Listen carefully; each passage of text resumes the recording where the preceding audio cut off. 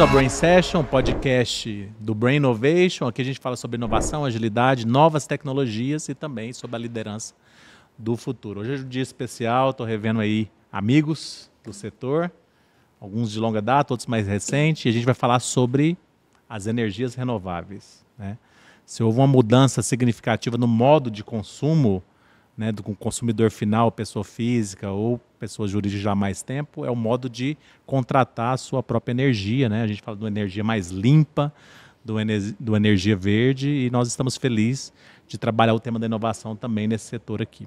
Tá? Então, estou aqui com o Yuri, CEO da CEMIG SIM. Bem-vindo, Yuri. Obrigado mais uma vez pela oportunidade de estar aqui na casa novamente, né? Quem me acolheu durante bastante tempo aqui no Grupo Algar, então para mim é uma alegria muito grande compartilhar e aprender um pouco também hoje com um colega de setor, que eu tenho certeza que vai ser um bate-papo enriquecedor. Maravilha. Estou também aqui com o Wendel William, né, que está do setor, representa aqui a área de produtos, novos negócios, né, head de produtos, novos negócios na Reenergiza. Bem-vindo ao Uberlândia. Muito obrigado, pessoal. É um prazer poder participar de uma discussão tão importante e que está tão em voga como essa, né? A gente precisa se mover para algo mais limpo e mais sustentável. Bom, ao meu lado aqui o NASA, que é Head de Inovação aqui do Brain Solutions, e eu, Vini, que cuido da parte de marketing e sou PO também de alguns projetos. Para a gente começar esse bate-papo aqui hoje, vamos falar um pouquinho aí, conhecer um pouco de quem está com a gente aqui, né? Então, Yuri, conta um pouquinho da história, do que é a CEMIG SIM, para quem está nos ouvindo, depois já conta um pouquinho da história para a gente da Reenergiza também, Wendel. Bom, a CEMIG SIM ela foi criada desde 2019, né, com o objetivo aí de fazer a transição energética, que é o objetivo aí, do grupo CEMIG, né? Então a gente vem trabalhando toda essa parte de energia renovável, então a gente tem aí um período literalmente curto, né, desde 2019 nessa trajetória, e obviamente levando a democratização, né, para o cliente final, né, que é o objetivo nosso de dar acesso a essa tecnologia, que eu costumo dizer que normalmente ações que são inovadoras, normalmente ele custa mais caro no aspecto da energia renovável, quando a gente vai para o aspecto do cliente de pessoa física, jurídica, especialmente baixa tensão, que a gente vai falar um pouquinho aqui, né? A gente leva uma solução que, além de trazer uma solução de energia renovável, verde, né, ele também traz uma economia para o cliente final. Então, acho que a ideia nossa é crescer com esse setor na linha de ajudar a acessar sem nenhum investimento, sem nenhuma necessidade, né, de aporte de investimento, para que a gente possa democratizar e fazer o acesso e o crescimento do mercado. Bom. Show de bola. E a Reenergiza? Conta um pouquinho como que surgiu a Reenergiza.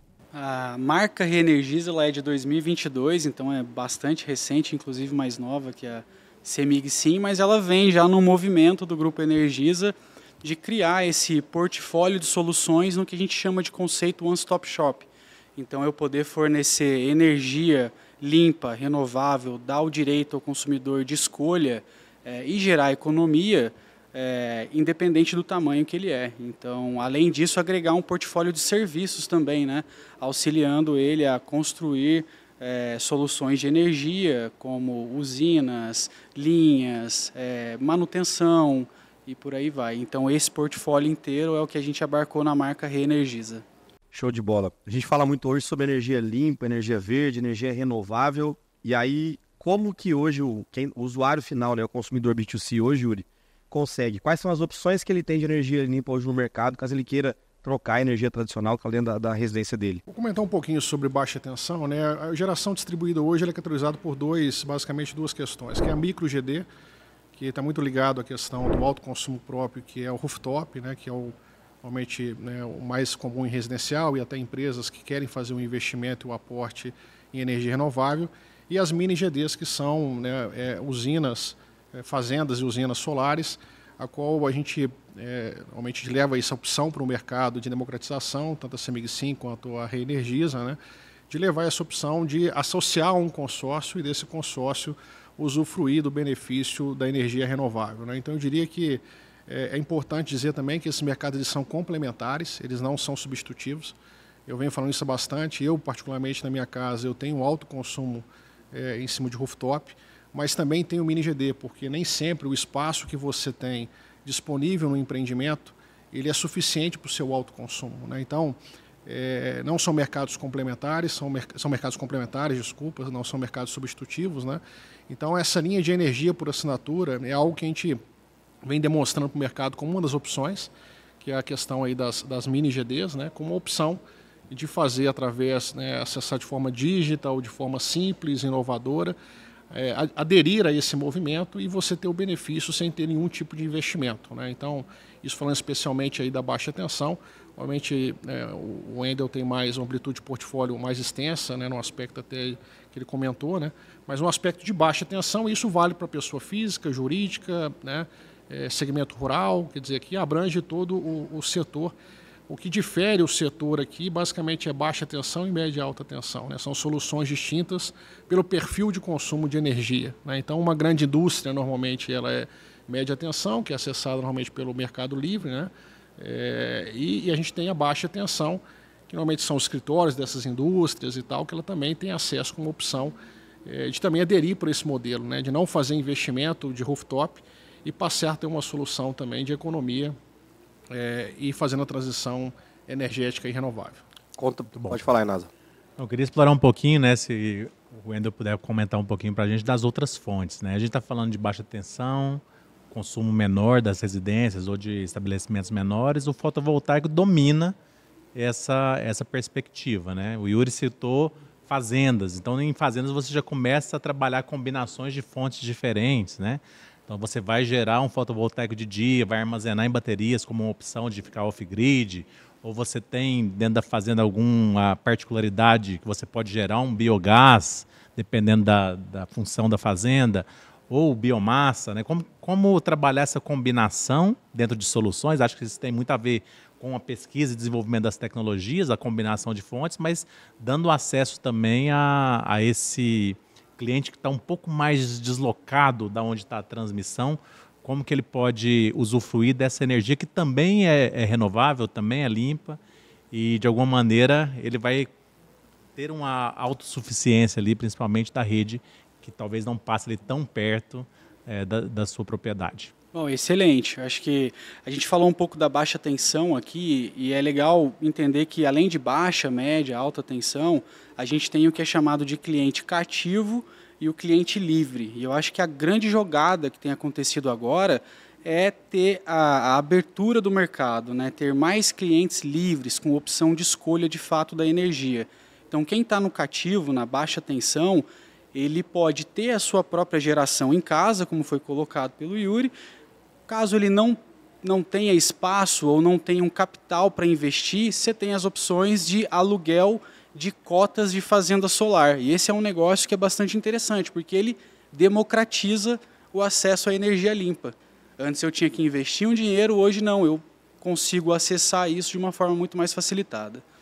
Quando eu passo para um cliente maior, com a abertura do mercado, todo cliente que está na média tensão, ele pode optar pelo mercado livre de energia. E ele faz isso até um determinado tamanho, que a gente chama de uma demanda de 500 kW, por meio de uma comercializadora varejista. Então, a Reenergiza tem a sua comercializadora varejista e ela oferece para esse cliente uma energia renovável com desconto interessante. Então, você começa a ter uma amplitude de atendimento. Agora, e quando esse cliente não está tão próximo da rede, ou ele está num lugar que a rede não é tão forte, vamos dizer assim? Existem soluções do que a gente chama de micro-redes. Muitos clientes hoje, muitas pessoas, negócios hoje usam diesel para poder gerar energia para sustentar o seu consumo energético. Mas veja bem, é algo estranho, né? Nós aqui falando de sustentabilidade e alguém queimando óleo diesel para poder gerar energia. Então, qual é o custo ambiental daquele produto que está sendo gerado?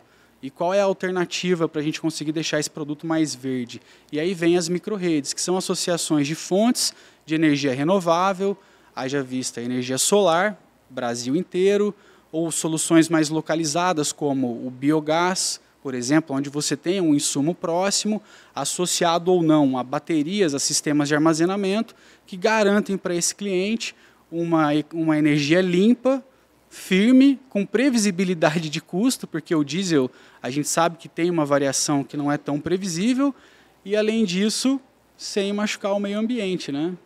Essas são as novidades que, ao agregar tecnologias, a gente consegue dar a solução para esse cara que está um pouco mais afastado ou totalmente isolado.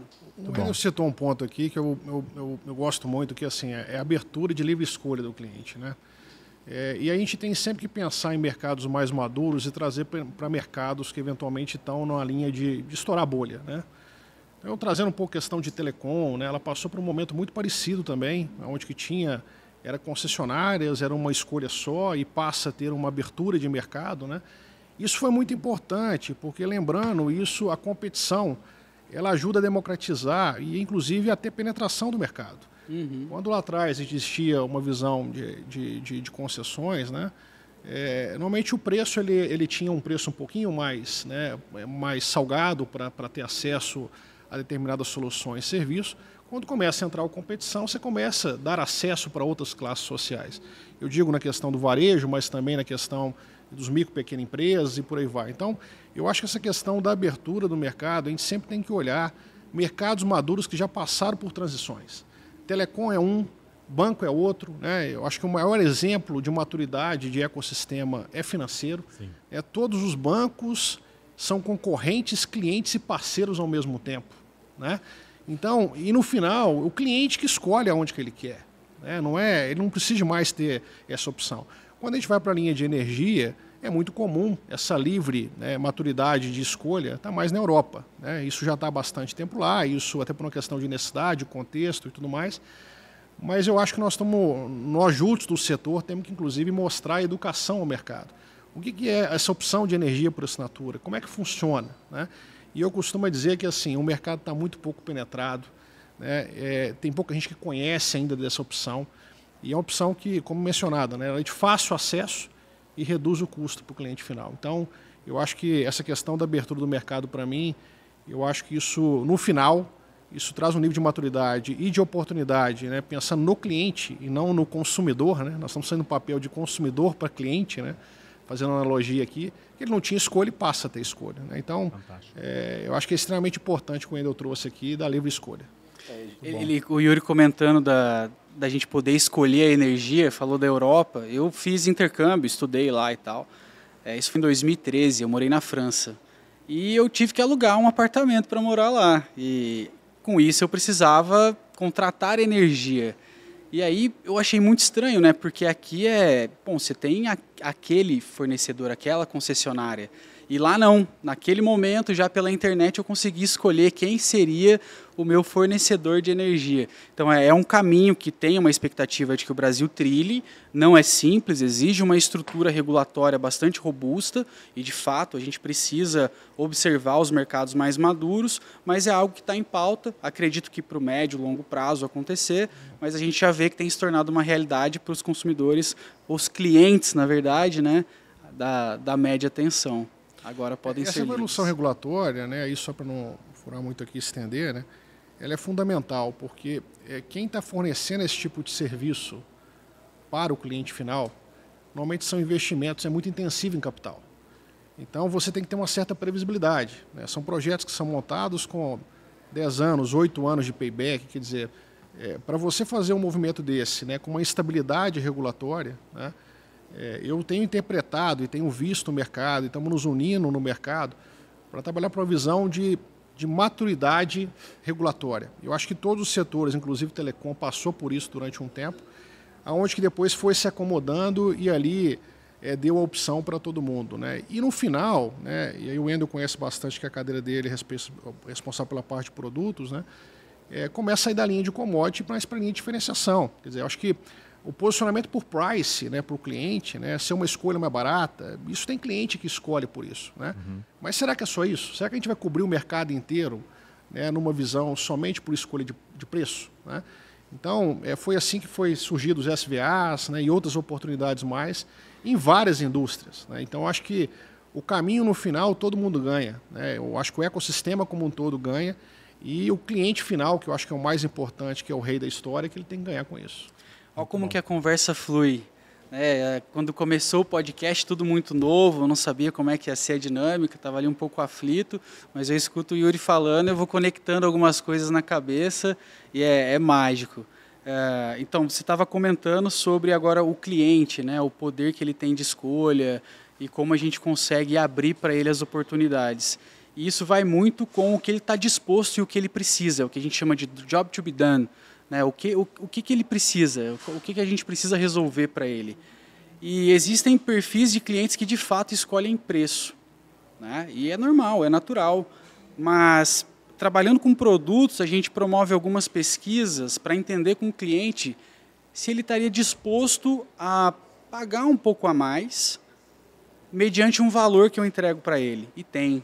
Então, a gente realmente sai da commodity energia para oferecer uma solução que dê um valor, dê um conforto, uma segurança, uma previsibilidade para esse cliente e que ele perceba isso e se sinta à vontade, confortável em não pagar o menor preço, mas comprar o valor que é entregado, que é entregue a ele. Maravilha. O Yuri citou um termo que eu tenho que explicar um pouquinho para o nosso público. O SVA é um serviço de valor agregado. Isso nas telecomunicações, agora também no setor elétrico, isso é comum. O que mais você pode pôr agregando valor àquele item principal que você contrata? Os bancos são mestres disso. Há bastante tempo tem trabalhado SVAs na nossa mente.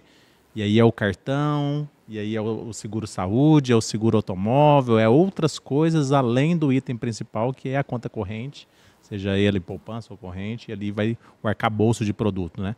E o nosso podcast tem a ver com inovação. Os bancos eles conseguiram fazer essa educação do mercado muito forte para os temas da inovação, começar a usar os ATMs há 30 anos atrás, mais de 30 anos atrás.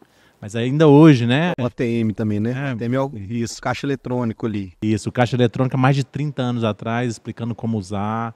A primeira resistência, né? Mas eu quero falar com o meu gerente, eu quero ir direto no caixa, mas a educação foi importante naquele momento do caixa eletrônico, depois o movimento do Internet Bank. Quando a gente passa para o mobile, tudo que está no Internet Bank não cabe no mobile, então tem que fazer escolhas também daquilo que é mais importante. E os bancos têm nos educado cada vez mais a ficar mais livres da transformação que ele vem entregando para os seus usuários, né? E eu vejo que também no setor elétrico a importância de operações tão grandes como as de vocês na educação desse mercado. Educar nos tipos de fontes, educar na melhor escolha, se vale a pena combinar fontes. Hábito de consumo. Né? E principalmente entender a conta. Entender a conta de telefone hoje é muito difícil ainda. Um Pareto do contact center de qualquer telecom, primeiro item de informação, conta de telefone, quero entender a conta. Reclamação, quero reclamar de conta.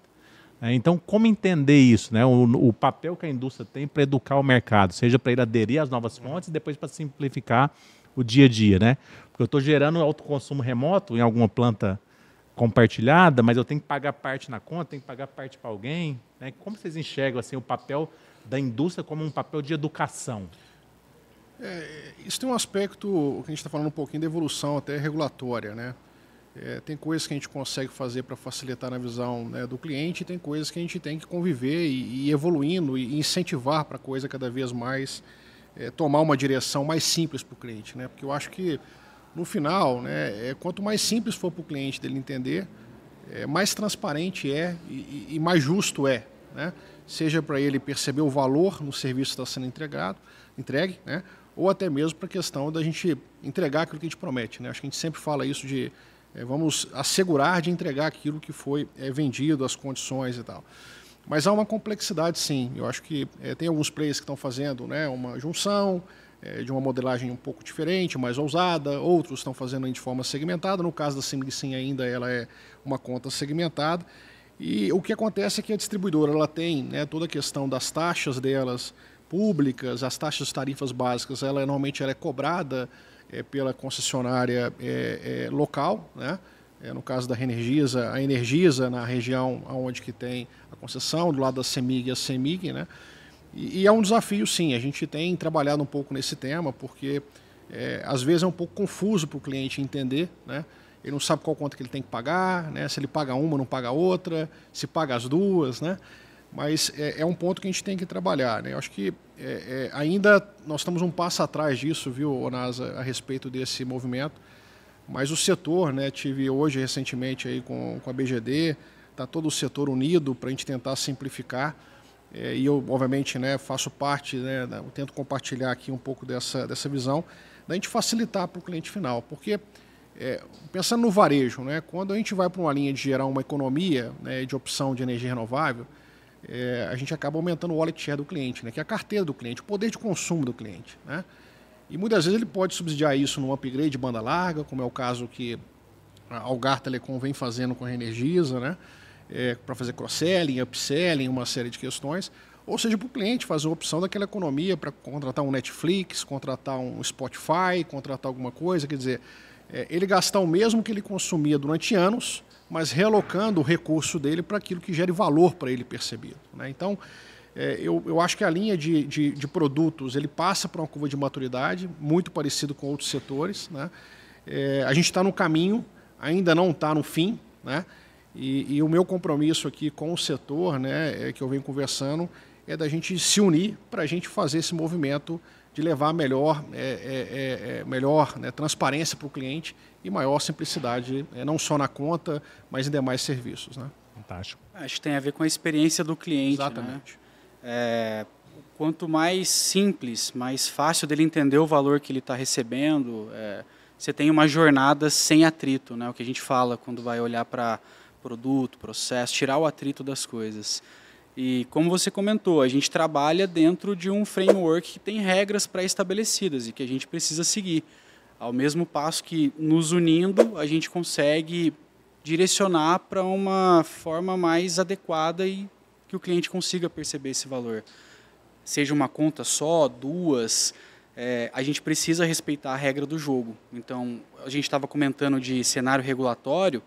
Existem várias consultas públicas, tomadas de subsídio que têm acontecido, que vão ajudar a esclarecer mais quais são as fronteiras de atuação, as regras que a gente pode seguir e como conseguir entregar para o cliente essa jornada mais facilitada, a melhor experiência possível.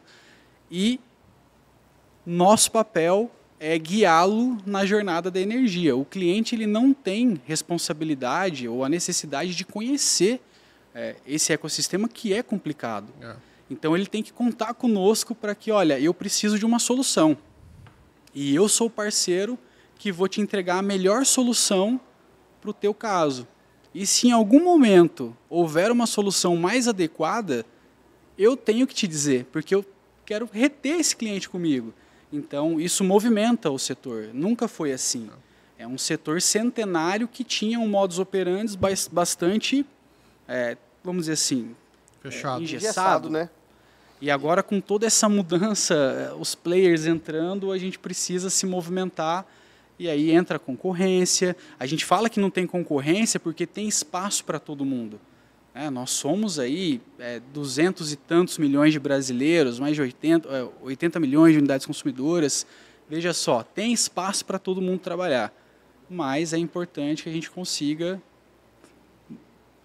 prover essa facilidade, né, de mostrar para o cliente. Eu acho que o importante que a gente está falando assim, nós estamos passando por uma fase de transição energética, por toda a questão que a gente fala global, a questão de temperatura, climática, uma série de questões, né? E a gente, como protagonista desse setor, a gente tem que ser agente transformador. E eu acho que agente transformador tem que se unir, né? Ninguém vai conseguir transformar um setor que está passando por uma transição energética de forma solitária ou egoísta. Eu acho que essa visão de se unir para evoluir, ela é vital para que o cliente possa usufruir o mais rápido possível esse direito de escolha. Antes da gente começar aqui o podcast, a gente estava trocando ideia do tamanho do mercado, né? Nos últimos 2, 3 anos, a gente vê que popularizou muito a questão da energia solar. Você gerar a sua própria energia no telhado lá da sua casa ou na sua empresa. Em paralelo, a gente olha para o lado e a gente começa a ver áreas que não eram produtivas se tornando energia solar. E aí eu queria trazer uma discussão para a parte mercadológica para vocês aqui. O quanto esse mercado tem a crescer? Ele é um mercado ainda embrionário? Ele é um mercado que tem um potencial gigante de escala? Como que vocês estão encarando hoje quando vocês olham para o âmbito de mercado? Está no comecinho? Está um pouco maduro? A gente precisa trabalhar isso? Qual que são as perspectivas de crescimento para esse ramo energético aí no nosso país? Solar? Energia, pode ser, a gente pode falar do solar, depois eu tenho algumas questões para a gente falar um pouquinho de outros tipos de energia, mas eu acho que o solar hoje é o mais popularizado, né? No âmbito de energia, o mundo precisa de energia, é o que move, né? O Brasil ele é agraciado porque a gente tem recursos naturais bastante complementares. Então, teve uma aposta muito boa de se construir hidrelétricas no passado, que nos deu uma segurança, ao passo que lá no ano 2000, 2000 e pouco, teve aquele apagão que a galera falou, opa, preciso diversificar. Sim. E a questão de entrada de novas tecnologias é algo que o tempo ele promove, né? Como o Brasil não tinha necessidade de tanta nova fonte geradora no passado, ele esperou que isso fosse desenvolvido lá fora. Então, o preço do desenvolvimento ficou lá na Alemanha e outros países que precisavam. O custo de uma nova fonte de energia ficou lá fora, a gente praticamente importou isso. Mas falando, cara, de energia, a gente cresceu, por exemplo, na solar, entre 19 e 22, cerca de 19, 20 vezes. Entende? É um boom e ele continua. Existe muito espaço para crescimento do setor. Quando você pega as projeções de construção de usinas centralizadas, por exemplo, de usina de GD, que são as mini, né, as fazendas solares. Então você tem, por exemplo, infográficos que mostram um crescimento de 5, 6, 7 vezes até 2030. Então é algo bastante pronunciado. Além disso, você tem as eólicas, tem a discussão das offshore, tem agora, quando a gente fala de energia, não é só energia elétrica, né? O conceito como um todo. Uhum. Então a gente vê, por exemplo, o etanol e a quantidade de etanol entrando na gasolina e aumentando, e com metas mais arrojadas, o biodiesel, a mesma coisa, e agora projetos de lei para falar de biometano dentro do gás veicular natural. Então, você tem uma promoção dessa energia renovável, seja ela elétrica ou para rodar algum veículo, expandindo. Mas a projeção ela é bastante boa. Hoje no Brasil, a gente está com quanto de renovável versus não renovável em energia, vocês? São, se eu não me engano, 86% de potência instalada, 84% é renovável.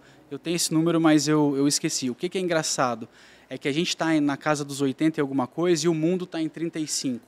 Então o Brasil ele destoa. Só que se você olhar nos últimos 20 anos, 90% da energia consumida ela é renovável. Ela não é de térmica, entendeu? Mas esse mercado ele está realmente num momento ainda embrionário, né? Tem muita oportunidade ainda, a penetração é muito baixa do setor ainda, especialmente no caso de GD, né? Nós estamos falando aqui em Minas, né, o mercado potencial na casa de 4 milhões de clientes, né, do total de 9 a 10 milhões de unidades consumidoras no país como um todo, em Minas Gerais como um todo, né, ele citou a questão aqui do país.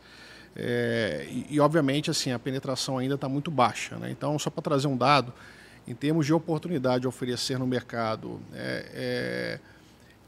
capacidade instalada, de setembro para cá, em fevereiro, ampliou 34% a capacidade, né? Então, esse mercado ele cresce mais do que 3 dígitos, né, por ano. Então, é muito similar ao movimento de startup, né? Obviamente, tem todas as questões, inclusive, de conexões das usinas, né, que gerou um certo represamento. Nós participamos da mesma dor e buscamos aí crescimentos e tal. Então, esse movimento ele vem de forma crescente, né? Então tem bastante coisa ainda para explorar ainda do setor. Tá? Muito bom.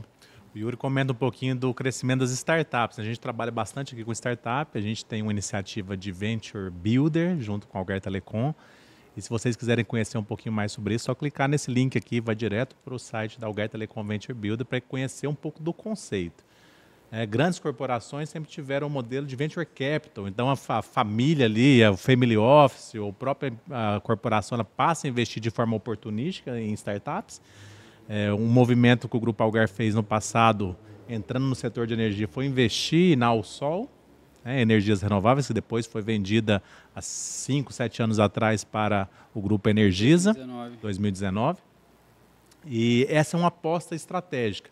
E sobre o crescimento, é importante dizer que startup cresce de forma exponencial. E se você está nos assistindo e quer conhecer um pouquinho mais sobre isso, só entrar lá no nosso blog. Mas basicamente é 33222 a conta. Você triplica nos 2 primeiros anos, multiplica 2 vezes, depois começa a entrar no movimento mais natural de crescimento. Então o setor ainda tem muito a crescer. A gente pega a China, a gente pega a Europa, a gente tem uma evolução. Só lembrando, o Grevi comentou aqui uma questão, né? Hoje 86% do mercado DGD, entre micro e mini, no Brasil, ele hoje é micro GD, que é quem teve acesso a autoconsumo remoto, autoconsumo próprio, tá certo? e 14% vem de mini GD. E aí eu chamo a atenção que quem hoje, né, teve acesso a micro GD, normalmente quem tem um poder aquisitivo um pouquinho melhor. Sim. É a classe AB que tinha capacidade de fazer um investimento naquela solução, né? Então acho que a solução nossa, de novo, ela vem complementar, né, tanto as soluções da Reenergiza quanto a nossa, para de fato democratizar toda a base da pirâmide. A gente sabe que isso tem um corte, né, porque é acima de R$150, cada um trabalha de uma forma que isso viabiliza, né, ter atratividade para o cliente final, mas o fato é que esse mercado ele era muito ainda privilegiado com o setor mais de classe AB. Né? Eu acho que a gente vem com uma opção... É caro, né? Gerar a sua própria energia ainda é caro. Eu diria que assim, né, por uma questão de... questão até de capacidade econômica e tal, né? Porque quando a gente olha para o business, né, para quem tem capacidade de investir, é um business bom. Né? Não podemos aqui negar. Paga rápido, né? Ele se paga, né? Então ele é algo bom, né? Então tem muito a ver com taxa de retorno. Mas quando a gente olha para quem tem a possibilidade de chegar a fazer esse investimento, a gente sabe que tem um nível de restrição, até pela situação demográfica que nós temos aí financeira do país. Não sei se vocês conseguem colocar aqui, mas para quem tiver interesse, a AB Solar tem infográficos que mostram aí como é a história da evolução da capacidade de geração solar no país. Eu estava checando aqui agora, então é por aí mesmo. A gente tem a gente projeta aqui na... Nós temos cerca de 85%, 86% de renovável. Um dado interessante aqui, ó. A gente tem 145 gigawatts de potência solar outorgada, né? São usinas centralizadas. Isso tudo vai acontecer? Não sei. Mas se acontecer metade, já é bastante coisa. Então, nessa linha. Com relação agora entrando no tema de necessidade de ter o recurso financeiro para ter a geração própria em casa. Como você disse, a grande maioria da energia solar, mini geração, microgeração, está na microgeração, é residencial, vamos dizer assim, e teve uma mudança importante no começo do ano passado, se não me falha a memória, no dia 6 de janeiro. Houve uma adequação das regras do jogo e a partir de então, todos os pedidos novos, eles passariam a ter uma taxa cobrada para poder injetar energia na rede. Não estou aqui para discutir o mérito, se faz sentido ou não, mas isso mexe com a viabilidade do investimento. Ao passo que isso, somado com a queda dos preços dos sistemas solares, meio que equilibrou o jogo. Sim. Então a coisa continua crescendo e continua muito bom. Obrigado. Então quem tem a possibilidade de ter um sistema desse em casa, é possível, é viável, e para quem não tem, existe assinatura solar. Tá aqui a Reenergiza, a CEMIG Sim, entra ali que você vai conseguir ter um desconto adequado, alugando um pedaço de uma fazenda solar que a gente cuida para vocês. Não precisa se preocupar com manutenção, com mais nada. O que você vai perceber é uma economia no final do mês com o custo de energia. Mercado aquecido, inovação, expansão, algo embrionário que a gente pode crescer, mas tem um outro ponto também que tem profissional hoje para suprir essa demanda de crescimento?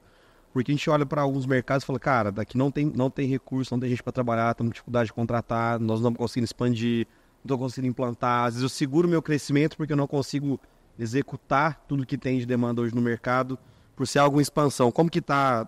O mercado está aquecido quando a gente fala de profissionais, contratar pessoas para trabalhar com vocês aí. Como que está esse cenário para vocês hoje?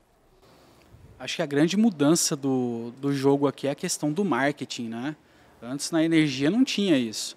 Então, agora você já estava vendido. Estava meio certo. Agora não, você está ali naquele mercado. Era meio que uma preocupação em quanto vamos faturar. E hoje a gente tem a preocupação do LTV, né? De eu manter esse cara muito tempo na minha base para que ele não saia. É um jogo de retenção. O Telecom passou por isso por um espaço de tempo grande. E acho que os grandes profissionais que vêm chegando para agregar passaram por Telecom e têm a experiência desse cenário que aconteceu lá, que foi a abertura, né? Eu acho que assim, a parte de capacitação e mão de obra, a gente passa um desafio, especialmente de campo.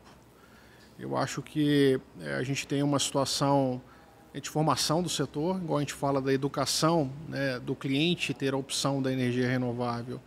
No aspecto de acesso ao mercado, parte mercadológica, comercial, eu acho que é um pouco parecido com outros nichos de mercado, né? Mas quando a gente olha para a parte de mão de obra de campo, OEM, manutenções de planta, né? Lembrando que essas usinas, normalmente, elas ficam em locais dispersos, né? Então, eu tive ontem em campo, né? Eu tive visitando, né, alguns empreendimentos que a gente está em construção. Vi pessoas do Rio de Janeiro atuando no interior pequenininho de Minas Gerais. Tive gente do Sul atuando, quer dizer, o que é bom, né, para dar oportunidade para as pessoas, mas a gente percebe que a gente está tendo que ainda exportar e até, de certa forma, pegar de mercados adjacentes para que a gente possa suprir a necessidade, né, quando a gente falou aqui do movimento de startup, movimento de aceleração, e eu concordo essa questão da gente cuidar para o cliente, né, o ativo ali, ele não ter essa preocupação, mas é um ponto que a gente vem tendo atenção, né, para que possa desenvolver também um primeiro emprego, tem muito ligado com outros tipos passa muito por uma questão de setor civil, né? Então, quando você fala de terraplanagem, quando você fala de uma série de questões, não é quem opera a usina. Quem opera a usina, a gente tem pessoas capacitadas que possam estar gerindo isso de forma remota e até mesmo, né, de forma por visita e por rota. Mas o que importa é que a gente mexe com a cadeia inteira, né? E a cadeia ela é muito básica, ela vem desde disputando com o setor civil, né, até chegar no empreendimento completo, que aí tem uma estabilidade de administração um pouco mais administrável, né? Bom, isso é um desafio para qualquer setor que trabalha massivamente com operações de campo, né? Telecom também, nós temos 1.200 técnicos de campo na Algar Telecom. Então passa também por um desafio da própria companhia a educação e a evolução do conhecimento técnico dessas pessoas, né? Isso é base, né? A gente está falando de educação base, educação técnica, de oportunidades diversas do setor, né? A gente vê um movimento de quem antes instalavam os antigos boilerzinhos lá e agora começou a se profissionalizar um pouquinho mais para o fotovoltaico. E esse cara vai evoluir daqui uns dias para armazenamento de bateria, porque a gente tem visto cada vez mais barateando o custo das baterias, a chegada dos carros elétricos, né? Quem diria, né? O Tesla, carregar o carro na sua casa. Elon Musk que o diga, né, que um gigante chinês ia ultrapassar aí o setor de carros elétricos em tão pouco tempo. A BYD tem feito um trabalho fantástico de pulverização e também de diversificação de energia, né, que é substituição de combustível. Mas isso tem a ver também com essa ideia das baterias estão cada vez mais potentes, menores e mais duradouras, né? A gente vem do setor de TI e Telecom, você está armazenando aqui, né? Você está fazendo o solar, você tem uma redundância às vezes em biodiesel, você está conectado à rede, mas também tem um banco de baterias para segurar data center, por exemplo, mas que dura pouco. O que ilustra recentemente, né? Talvez o Wendel tenha mais dado, inclusive, né? São Paulo, né? Quer dizer, o que passou São Paulo agora recentemente começa a discutir muito a questão do armazenamento, né? Isso. Não como uma questão, né, mais de redundância somente, né? Mas até de sobrevivência, né? Quando a gente vê a situação aí de redes aéreas, a gente tem a complexidade, né? A questão de clima, de árvores, né? São coisas que fogem um pouco da controle, até da distribuidora em alguns momentos, né? Para ser justo, tá certo? Mas, enfim, hoje energia é essencial, né, para a nossa sobrevivência, né? Então, isso começa a puxar, eventualmente, outros setores a serem, né, de certa forma, incentivados, né, por uma questão de necessidade do cliente final, e ponto, né? Então, não é assim, quem vai substituir quem, né? É mais uma visão de gerar mais uma solução para o cliente final e você trazer, né, resolver aquela dor daquele cliente, trazendo mais estabilidade. Possivelmente, o armazenamento vai ser mais caro, mas tem cliente que vai pagar armazenamento porque ele não pode ficar de jeito nenhum sem energia, né? Então, eu acho que esse é o ponto, né? Indo para a linha de não fazer uma transição energética, saindo um pouco de gerador, de queimar diesel e outras coisas mais. Então, acho que vai ser natural esse movimento aí de inovação no setor para a gente evoluir na cadeia como um todo do cliente. Eu acho que alguns fatores, principalmente pós-pandemia, não sei se isso influencia até já para vocês irem pensando aí, o que mudou no cenário energético pós-pandemia. Quando se fala de redundância, por exemplo, hoje muita gente não trabalha de casa. Então, se o cara não tiver energia em casa, ele tem que sair para ir para algum lugar. Então, se eu não quero ter um conforto no meu lar, vou pagar 5, 10% a mais de energia, vou ter essa tranquilidade, ter redundância, ter 1, 2 dias, caso tenha algum problema energético. Mas trazendo isso para a realidade do cenário energético, teve alguma grande mudança? Aí vocês passaram por alguma... Você acha que sentiu alguma coisa pós-pandemia, fugindo um pouco do script também? Eu acho que teve um deslocamento do consumo, né, dentro do horário comercial, que eu acho que, notadamente, uma parte importante dos trabalhadores, eles passaram a trabalhar de casa, e isso mexe com a curva de carga da rede. Nesse ponto, a gente tem a microgeração, que é o telhadinho solar, casando com o momento de consumo, então é o ideal. Eu Sim. consumo na hora que eu gero, excelente. Mas esse foi um movimento que eu particularmente consegui notar dentro da onde eu atuo. Voltando na questão que vocês comentaram de bateria, inclusive, até pegando o link, sim, existe uma queda de preço, existe uma melhora no que a gente chama de densidade de energia, que é você conseguir ter baterias menores, mais leves, com uma capacidade maior, mas existe um custo ainda relevante. E hoje a energia que a gente tem disponível na rede, ela é um valor bastante baixo. Não é? Quando a gente vai para o que a gente chama de LCOE, Levelized Cost of Energy, a gente tem a bateria com custo ainda elevado. Então a bateria por si só, para a redundância, ela é difícil de fechar a conta. Você tem que empilhar valor gerado por ela para poder viabilizar esse business. Entretanto, se a gente tem uma fonte geradora, um custo de energia mais alto, como o do diesel, aí sim começa a fazer cada vez mais sentido empregar a bateria associada a uma outra fonte. Eu acho que é importante, né, você citou um pouco aí do setor automobilístico, né? Eu acho que não só o aspecto que o Ian está colocando, e eu concordo plenamente, né, do acesso e ter viabilidade ainda econômica, né? Mas uma coisa que a gente não pode esquecer é do cliente final. O cliente, para ter hoje um carro elétrico, ele demora meia hora para carregar o carro. O hábito de consumo nosso é passar num posto, imediato, abastecer em 2 minutos e sair dali. Para um determinado perfil de cliente, a mobilidade elétrica ela funciona. Para outro não vai funcionar. Não só pela distribuição de recarregamento, uma série de questões que a gente comenta da malha de recarregar e por aí vai. É viagem mas mesmo. É um hábito de consumo, né? Eu, particularmente, estou usando o carro elétrico. Eu chego na empresa, tenho uma tomada, vou embora para casa, tem uma tomada, ponto A com ponto B funciona, é super cool, super legal, é muito confortável o carro. Mas isso ainda não é massificado. Quer dizer, não é só em vencer a viabilidade financeira, que ainda ela é muito segmentada, nesse caso automobilístico, conversando com um grande grupo que é um dos principais do mundo, né? Mas também hábito. Então nós estamos querendo entender aonde que esse cliente percorre. Sim. Como é que a gente vai resolver esse problema da experiência do cliente? Quer dizer, tem muita coisa que a gente vai aprender junto com o cliente, né? Então acho que a oportunidade de a gente estar atento, né, olhando para a experiência, gerando pesquisa, estando interagindo com o cliente, ela é fundamental para a gente ser uma opção de agente transformador do setor. Mas o buraco é um pouquinho mais embaixo em algumas questões. Eu sou aficionado por mobilidade elétrica. Eu trabalhei 6 anos seguidos com isso, né, de 2013 a 2019. Participei de projetos de P&D, tentando viabilizar alguns negócios. Então, eu adoro o tema e eu acredito muito na mobilidade elétrica. Tem uma questão da bateria, se vai ser a bateria ou se vai ser uma célula combustível. Sim. Mas há um consenso de que o motor elétrico ele é a solução, até pela eficiência que ele apresenta, né, que é 3 vezes maior do que o motor a combustão. E trazendo um pouco sobre esse caso, tem uma questão de comportamento mesmo do consumidor. A gente precisa entender que, de fato, o veículo ele pode ser carregado no momento em que ele está parado. Então, eu tenho ele pronto para uso, numa capacidade de autonomia plena, sempre que eu saio de casa, porque eu estou carregando ele à noite. Se a gente olhar a média de rodagem do brasileiro, existem dados da Anfávia que giram em menos de 50 km por dia. E hoje uma média de autonomia da bateria é de 380. Então, assim, ele cobre uma necessidade basilar.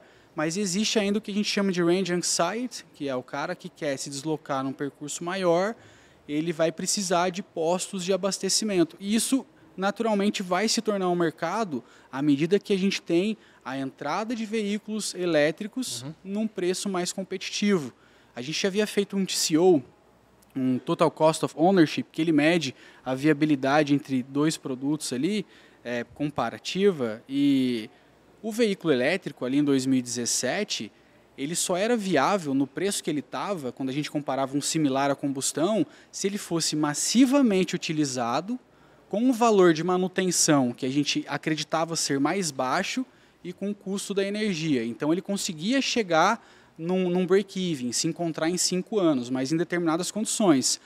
Porém, como uma premissa, assumindo que haveria um mercado de revenda. E é aqui que eu acho que é o pulo do gato. O carro elétrico hoje ele é algo... Eu não sei o que eu vou fazer com isso, né? E essa bateria, o que vai dar? A bateria representa 40%, 50% do custo do veículo. Porém, se a gente começar a conectar os pontos e pegar essa bateria do carro que já foi utilizada e usar ela no que a gente chama de Second Life, a gente consegue aplicar em sistemas de armazenamento que podem ajudar N alternativas, como, por exemplo, o caso de São Paulo, que hoje existe essa preocupação. E de uma forma sustentável, a gente fecha o elo. E a gente testou isso e dá certo, cara. Bom. Lá em Campinas, na época, a gente colocou 11 ônibus elétricos para rodar em 2015, 2016. Foi o primeiro case. Montamos a infraestrutura de recarga lá do local e junto com a empresa, na época era a BYD que trouxe os ônibus, a gente conseguiu células utilizadas de ônibus elétrico e a gente mexeu nelas, pegou aquelas que estavam ainda bacana e montamos packs novos e estava lá testando no CPQD, que é um centro de teste lá excelente. Funciona.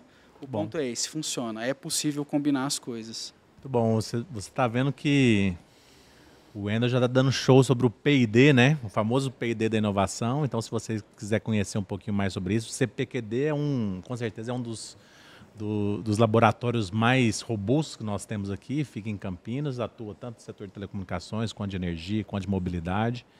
E grande parte da verba do setor elétrico precisa ser reaplicado, né, no P&D, né? E isso é importante para a combinação de fontes, para desmistificar algumas coisas de determinados setores, como é a questão dos carros elétricos. Muita gente apostava numa vida útil de 5 anos, mas a gente está vendo, o Gustavo mesmo, né? Gustavo Malagoni já está com o carro há 10 anos e a bateria está em 87% de recarregamento. A gente falava na geração fotovoltaica de 25 anos, já tem sistemas na China há mais de 30 anos e está com 78%, 80% de vida útil ainda das placas, ou seja, ainda tem uma aposta muito boa dessa reutilização das baterias. E a gente fez uma pesquisa interessante, a gente vai deixar aqui no link embaixo, de uma startup chinesa que produziu uma bateria já no formato de bateria nuclear, e essa bateria, a expectativa é de durar 50 anos, sem precisar, né, de uma nova, etc., atuação de recarga nuclear aqui. Então isso, com certeza, o novo entrante, que não é do setor, mas pode ser um pesquisador, uma universidade ou algum interessado, ele vai achar maneiras de resolver a dor, né? A inovação trabalha muito com isso. Se tem uma dor latente, alguém vai tentar resolver de maneira significativa isso. Então, se vocês pudessem comentar um pouquinho de como é tratado o P&D dentro da companhia, a gente fugindo um pouquinho do roteiro aqui, como é tratado o P&D, os investimentos em P&D, como a universidade ela pode se aproximar um pouquinho desse movimento e usar também os ICTs, né? Citou o CPQD, o Eldorado, o SES, o Brain também é um ICT, como tratar o P&D hoje para lançar produto novo, serviço novo ou pesquisas desse tipo.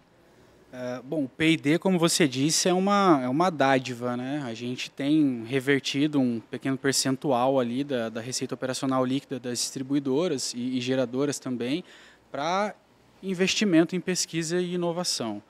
Existem regras para o P&D, existe um framework, ele está em constante evolução e o direcionamento hoje é que esse investimento ele gere produtos, né? que ele mexa com o sistema científico do Brasil, forme pessoas, publique artigos, livros sejam escritos, laboratórios vivos sejam criados.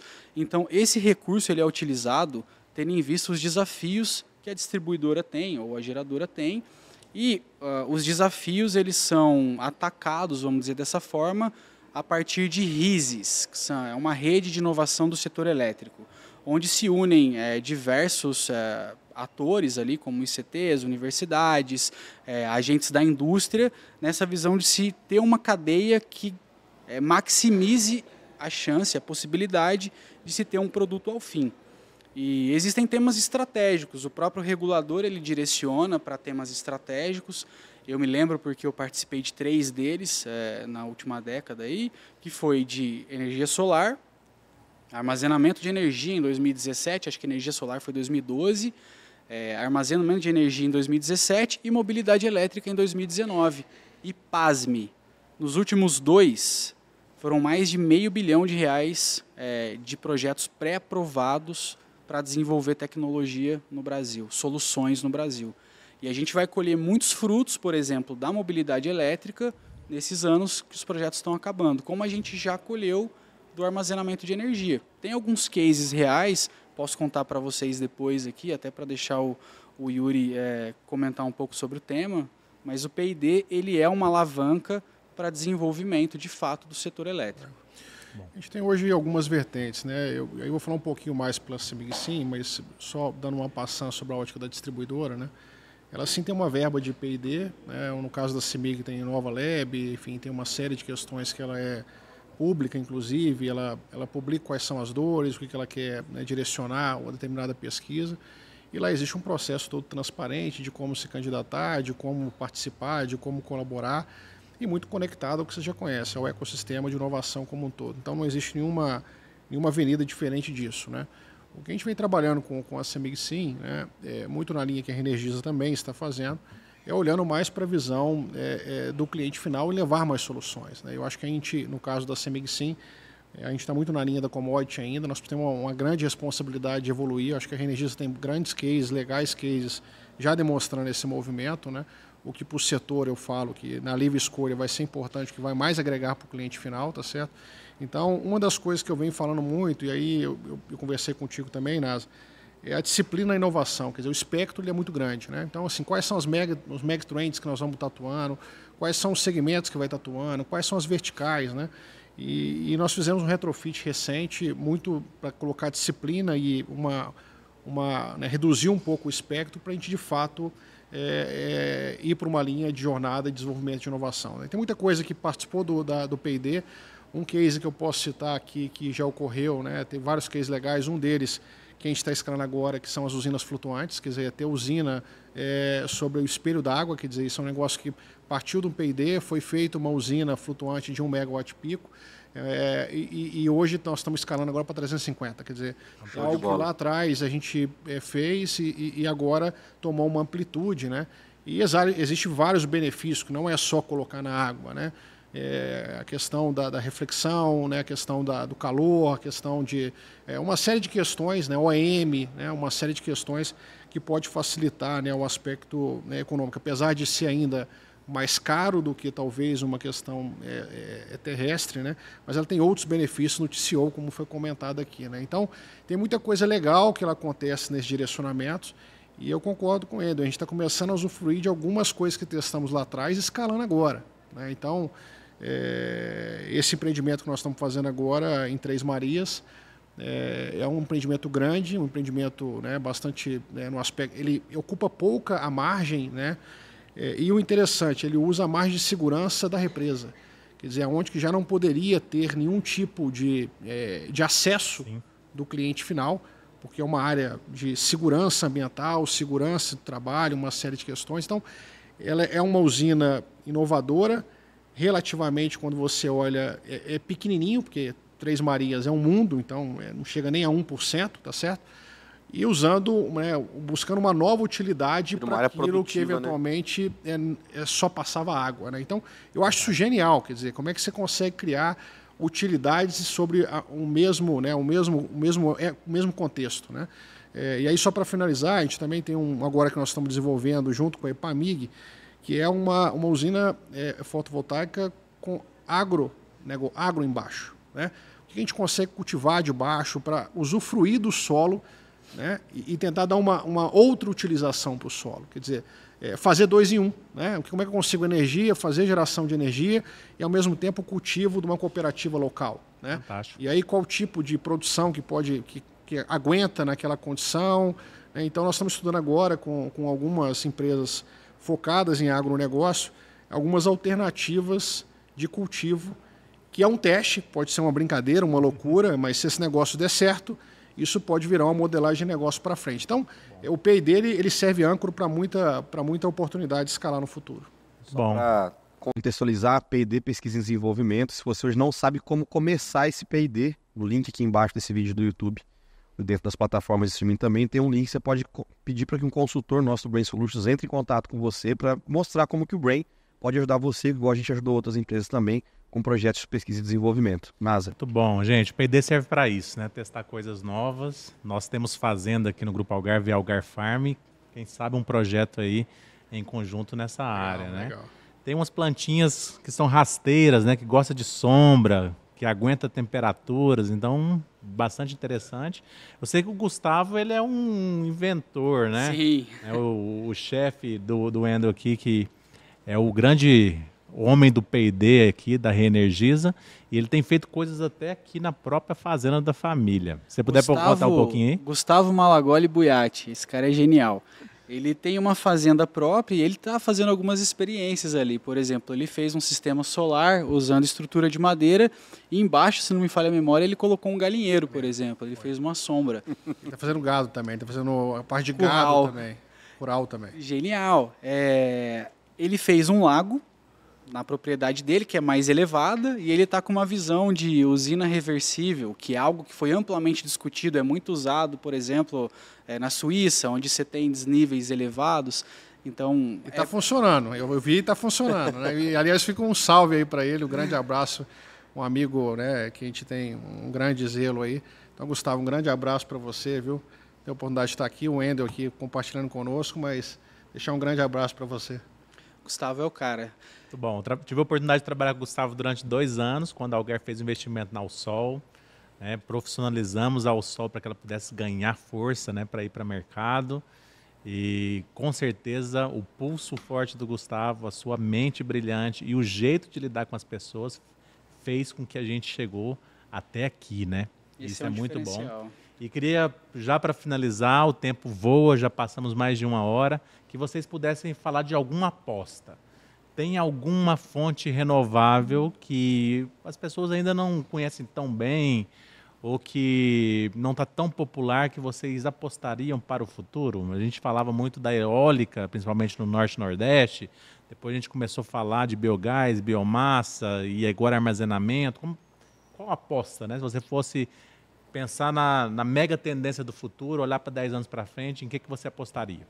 Começando aqui. Essa é uma pergunta para o universitário Wendel. Na sequência eu complemento. Vai lá, Wendel. É uma pergunta difícil, né? Eu acho que em termos de energia, o que tem se falado muito hoje é o biometano. Né? Eu acho que é uma forma, de novo, de olhar a cadeia como um todo. Né? Você tem os empreendimentos de proteína animal, por exemplo, que eles têm os dejetos que precisam tratar porque eles são um passivo ambiental. Então você conecta esse business com o tratamento e, enfim, a produção do biogás, que refinado vira o biometano, e você tem ali um subproduto, que são os biofertilizantes, que gera novamente insumo para plantações, que vira alimento para o animal, enfim, que vai ser processado no futuro. Então, essa coisa de economia circular, eu acho que está mais em voga. E eu vejo o biometano crescendo bastante aí para frente. Eu concordo, mas eu vou trazer uma perspectiva aqui além, né? Eu concordo plenamente com o que ele está comentando, né? Mas eu vejo que essas questões são, de novo, complementares. Né? Quando você vai, por exemplo, a questão da eólica, né? Onde que tem situações de condições de eólica? No Nordeste, tá certo? Não adianta eu falar que eu tenho em qualquer lugar, certo? Então, possivelmente lá ele vai ter uma participação e uma importância no ecossistema de transição energética fundamental, né? Então, eu acho que vai ser o somatório, sabe? Eu não acredito, eu não apostaria numa coisa só. Até pela extensão do Brasil, gente, assim, e aí trazendo um pouco para o brasileiro ser protagonista, né? Nós temos uma oportunidade na mão de ser líder no mundo de transição energética. Pela extensão geográfica, pela condição climática, por uma série de questões. Né? Então, eu acho que a gente tem que pensar, obviamente, no aspecto do Brasil, o que a gente pode fazer, mas, quiçá, né, está sendo mencionado a questão de hidrogênio verde e outras questões mais, né, quer dizer, até para exportar energia. Né? Então, eu acho que a gente tem que pensar com a cabeça de mundo e não numa cabeça local.